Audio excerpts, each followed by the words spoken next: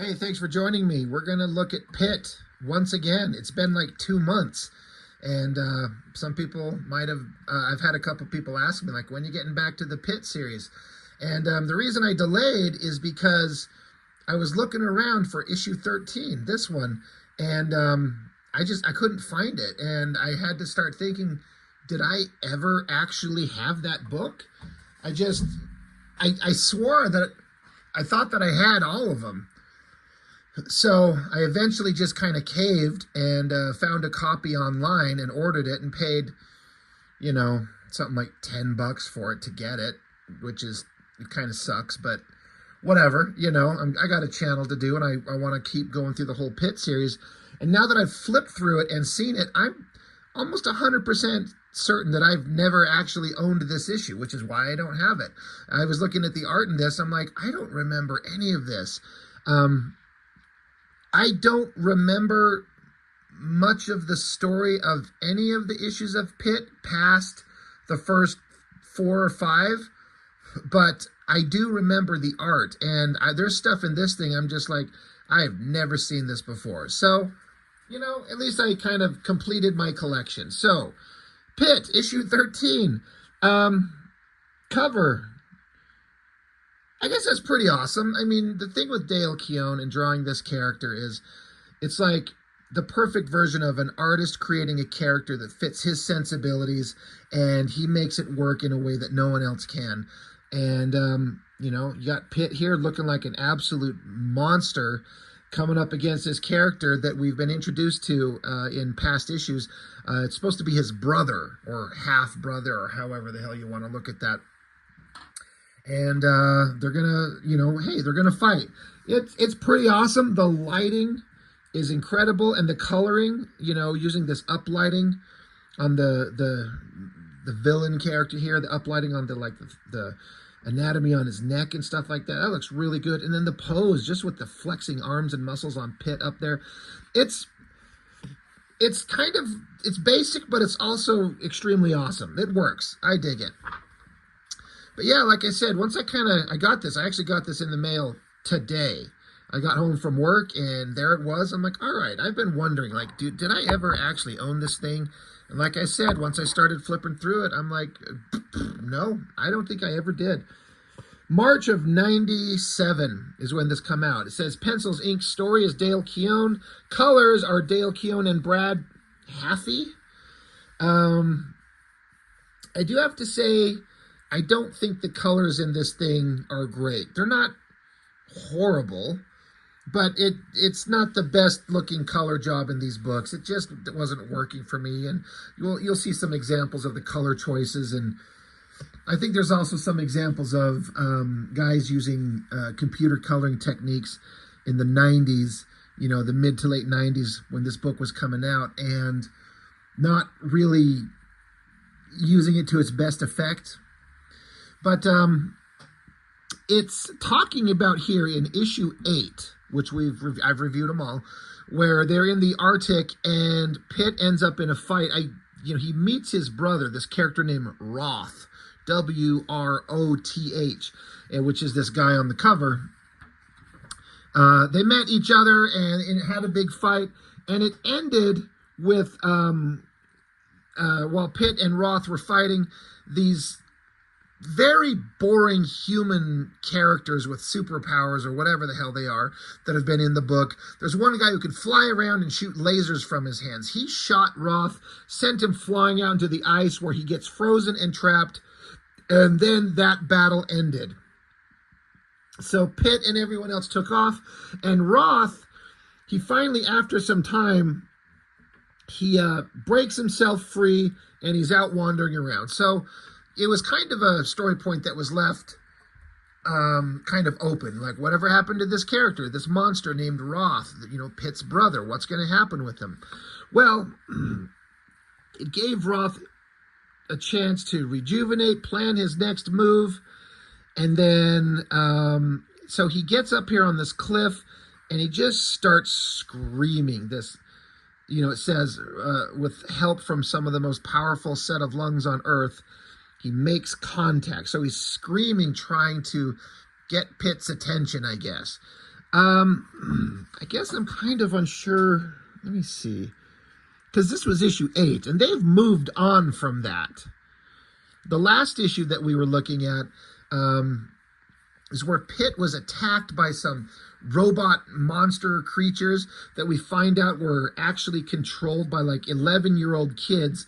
That the kids thought they were basically brought in by the government under false pretenses to partake in this virtual reality video game. But what they didn't know, that the kids didn't know, is that the robots that they were controlling in the virtual reality were actually the robots attacking Pitt. So they, get kids involved with awesome video game skills to take down a real monster. It's kind of an interesting kind of concept, but that's where we saw Pitt last. So I don't know how this connects from issue 8 here, and then now we're on issue 13, and so this bad guy Roth he frees himself and he jumps up and he just starts screaming. And then we got the human characters. It's Raiki, the girl that's like an alien creature, I think, and some kind of super powerful badass. The flying guy and whoever the hell's flying the ship. Like, these characters are super boring. But he's got to have some, like, human characters besides. You can't just have Pitt running around ripping things apart. Though, honestly, I would be into that. But I guess you can't do 13 issues of Pitt just ripping things apart. If you could find a way, drawn by Dale Keown, to do that, I would be into that. So he tries his best to interject some story to move it along, to give him a reason to have Pitt ripping things apart. But, yeah, let's see. They're saying, like, did you hear that sound? And they're like, yeah, was that radio interference? And she's like, no, it sounded more like a primal scream. So they actually hear this guy's, like, roar from miles away. So I guess as he roared, I guess what happened is Pitt, wherever he was before, he's being called to it. He hears it. And it says that Pitt's jumping, he's arcing 10 miles with every jump. So they're like, well, what do you suppose he's up to? Well, I don't know. We've almost reached the Pacific coast, so let's just follow him and find out. So yeah, I guess that's what's going on. His monster brother Roth is screaming out there, probably for a long time. Pitt hears it, so Pitt is on his way. He's going to go solve some shit, and then we just get to turn into an awesome double-page spread where Dale Keown takes the opportunity. He's very thankful that Pitt's in the sky, so we don't have to worry about any background bullshit. Just draw his big, awesome monster character falling through the air, big claw hands up here in the air, and then this silly little jet in the background. When I was talking earlier about the color and kind of sucking, there's a lot of color suck going on in the background there. The figure's kind of fine. I mean, this is what Pitt's skin tone is supposed to be. I don't have a problem with the figure, and the jet's fine. But this background, this hazy kind of mishmash of weird, ugly colors, like that shit doesn't work at all. So I don't know, in the coloring credits, I don't know who this Brad Haffey is. So I don't know what he does or does not know. But if Dale Keown is doing this, I don't think he's quite got the hang of what looks good on colors. But again, maybe this looked good on a computer screen, and then they print it out, and they're like, they could be like, oh, that doesn't work the way we wanted it to. Or maybe they thought it looked awesome, and I've just got bad taste. I don't know. But I think the coloring in the background there really sucks. But as they're following Pitt in the jet, they hear that primal scream from Pitt's brother again, and they zero in on him, and they're like, oh, shit, it's that guy. We thought he was dead. We thought, this is the guy that tried to kill Pitt, but he just disappeared. So they're like, oh, God, these guys are going to fight, which, now we get it. Pitt's just diving at the guy. And so Roth is just standing there, flexing, claws out, ready to kick his ass. Like, they just want to rip each other apart. It's an interesting kind of design element that Dale Keown kind of stumbled upon with this alien life form that Pitt and his brother and these creatures are all part of, where it's just like a giant muscular body and eyes and teeth, no nose, no ears, no nothing, except Pitt will have hair. So they're kind of like simple, just giant muscular figures to draw, but not a lot of difficult detail otherwise.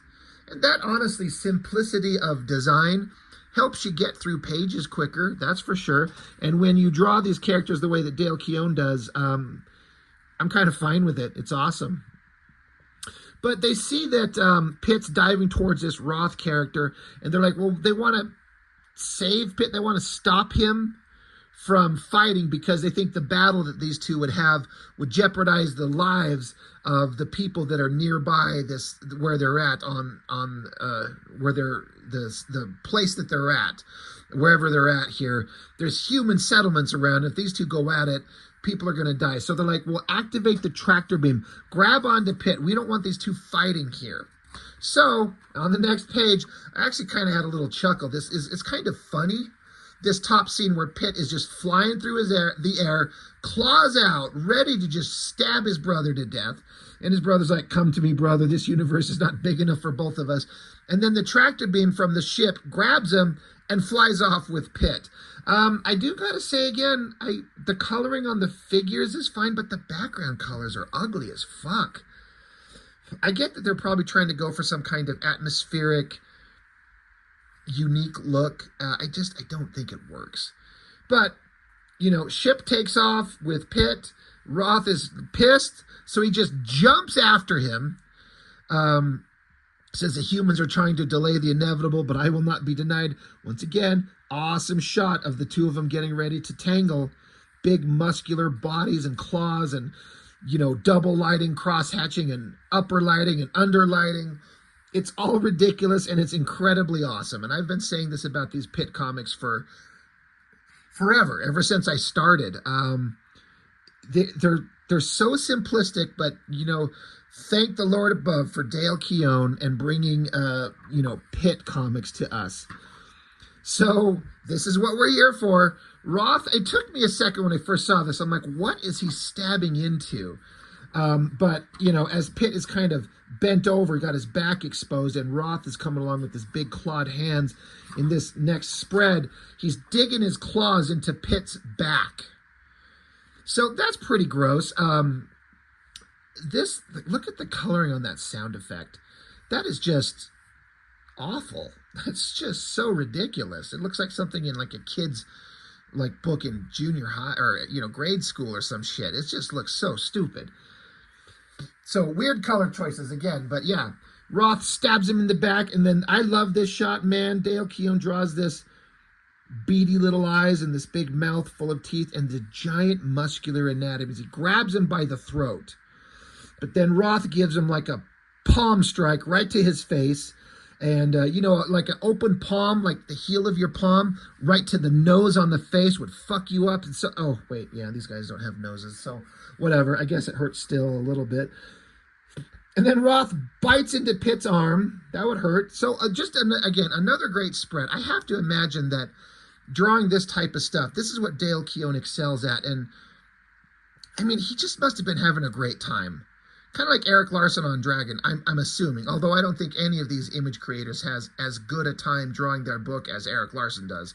That's all he's ever wanted to do, and he's been doing it for 30 years or whatever it's been, and he's still doing it to this day. But I don't know. I feel like this has got to be fun for Dale Keown, right? Or at least it was. But they keep fighting. They're trapped in the tractor beam that the ship is dragging them on. Dragging them away. So they're both kind of trapped in a tractor beam. Roth is stabbing Pitt through the guts. It's almost like they're having, it's almost like giant monster intercourse. They're like penetrating each other. Fluids are being exchanged. I mean, hell yeah, get it, guys. So they keep stabbing at each other, clawing at each other's faces. Roth is making fun of Pitt. He's saying that your human side makes you weak. Pitt is half this Creed alien race and part of his father genetically, who's like the overlord god of the Creed race or whatever the fuck, and he's also half human for some reason. God, these colors are piss ugly in the background. This is just so ugly.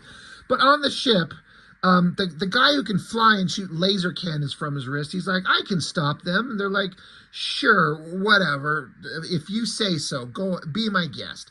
So he flies out there, tells the people on the ship to slow the ship down. He needs a more stable target. So these two are still beating the shit out of each other. And flying laser guys, like, they're moving around too much. I can't get a proper fix on them. They're tumbling around in circles. So stupid laser guy shoots, but he misses and hits PITT, sends PITT flying out of the tractor beam and away from the fight. But, you know, of course, stupid laser guy, hit the wrong target. He's like, I hit PITT by mistake. This guy's a fucking idiot. So flying laser guy is on his communicator telling up to the people on the flying jet thing. They're like, dude, drop the tractor beam. He's being sucked up now that both of those masses of PITT and Roth are not in the tractor beam. The tractor beam is pulling Roth up to the ship. He's like, drop the tractor beam. He's going to fucking get in the ship. And then too late, he grabs on, crawls up to the top of the ship, Roth does, and he rips one of the fucking wings off the thing. Just rips it off, throws it at flying laser guy. So the guys inside the jet are like, oh, Christ, we're going down. So there it goes tumbling, missing a wing, crashes on the ground. So stupid laser guy, he's worthless. So yeah, ship hits the ground and shit hits the fan. PITT's lying in the snow and he's picking his dumb ass up, and it says something inside him stirs. Suddenly the memories injected by Quag from issue 11 rush to the forefront of PITT's conscious mind, and a dark familiar energy infiltrates his system. So in his eyes we see like a little ominous shot of Zoivod, the overlord monster god of the Creed race, which is PITT's father. And so PITT starts screaming in pain or something. Something's going on. Back with the crashed ship, flying laser guy's like, yeah, I suck. And the girl's like, yeah, I know you suck. You fucked up everything. Roth is in there tearing the ship apart. He's like, I'm going to kill all of you, which would be awesome. Just get rid of all these human characters. So stupid flying laser guy shoots his laser beams at Roth, and he just does like a little bunny hop over the lasers, grabs the guy's arms, and I was sitting here going, oh shit, that just like crushed the flying laser guy's stupid arms. Like he's gonna rip his arms off. Anyone ever see Ninja Scroll at the very beginning where that ninja team fights Tessai, the big giant rock monster, and he ends up holding the guy in the air with his arms out and just rips him off and blood flies everywhere. I thought we were going to see that here. That would have been actually awesome. But Roth just crushes his arms, and oh, his arms are robotic. And I'm like, I didn't know that about this guy. I don't know that it matters. It doesn't affect anything positively or negatively, because flying laser guy's he's a nobody. He's like, who cares? But Roth rips his arms off and reveals them to be robotic. I'm like, oh, all right. Well, I mean, that's cool. It would have been more interesting comic if it was just like human arms and it's just blood flying everywhere. Great drawings of this monster guy. So Hot Warrior Babe, she gets a gun, points it at him. He's cackling. He's like, whatever, shoot me, bitch. So she's like, don't call me bitch. She shoots him and hits him right in the forehead. Doesn't do shit. Doesn't do no damn thing. So, and then suddenly some part on the back of the ship shreds open. Roth turns and looks. He's like, what? What the fuck? And we get, oh shit, giant double page spread. Got to turn it over. So PITT, this is another one of those things that I swear I feel like I would have remembered if I ever owned this book. I do not remember PITT mutating into some hybrid version of himself and his father. Because this is kind of what Zoivod looked like. The face, the little spiky claws everywhere. That's a hell of a drawing. And Roth down here, he says, father? He recognizes their father mutating out of PITT here. That's pretty awesome drawing. I mean, geez, it looks like good times, drawing this thing. So, but now PITT is not speaking with his own voice. He's speaking with Zoivod's voice. And he says, you have dishonored me. Quag was most forthcoming with the details of a certain plan to overthrow my kingdom from issue 2. He says, when I found out you'd left Creed without authorization, I knew you would try again to kill Pitt. So I sent Quag to inject your brother with my essence. I have merged with Pitt's form to deliver your doom. So their freaking father is showing up to take out Roth. I was like, oh, all right. Don't remember any of this. God damn, the background coloring sucks. So the remaining heroes are like, we got to get out of the ship. I mean, it's crashed. Whatever the hell's going on here is not good. They got to get out. So they bail out of the ship. There's a giant explosion, but the text boxes here say that they thought there was an explosion, but they didn't notice that hidden within the explosion, there was the sound of a, basically a teleportation beam. Something that teleports Roth away. It was more of a supernatural departure, instantaneously converting mass to projectile energy, whisking Zoivod and Roth back to their homeworld and leaving the third player in this drama on his. So Pitt's just lying there on the ground after having his father just burst out of him. Dad runs off with brother, leaving Pitt unconscious. And I think for the first time in this series, Pitt looking kind of defeated and weak, which it makes sense in the context of this story. And to be continued. And so there's a bunch of letters from a bunch of teenagers, and they're all sending in their art. They respond to all of it. They'll have the letter and the art that the writer sent in, and they print a bunch of them, and that's pretty awesome. I like it when these comic series do this, when they put a bunch of fan art. It's crazy how it's all such amateur stuff. But there's a lot of it, and so that's actually pretty awesome. And then ads for other shit, Cyberfrog, and the Pit Crew CD. So yeah, I 100%, I'm certain, like, I never owned this issue, and everything in here was stuff I didn't know.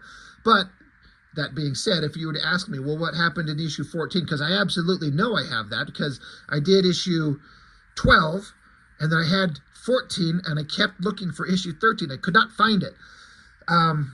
But I couldn't tell you what happens in any of the other future issues, so it'll honestly still be kind of a surprise. But at least usually when I look at books that I don't remember what was in them, but I have seen them, once I flip them open, I remember. I'm like, oh, right, yeah, okay, this is familiar. But there wasn't anything familiar in this one. But once again, we get kind of the basics of what I want out of a Pitt comic. This is Dale Keown drawing his badass creation, fighting some kind of monster, whether it's robots or werewolves or his brother or whatever. I don't care. He could rip apart a bunch of little pug dogs for 12 pages, and I would think it's great. Like, that would be just awesome. Just, why not? Let's just do something really fucked up. Anyway, that's it. That's Pitt issue 13. That's all I've got. Thanks for watching. I appreciate it. See you next time.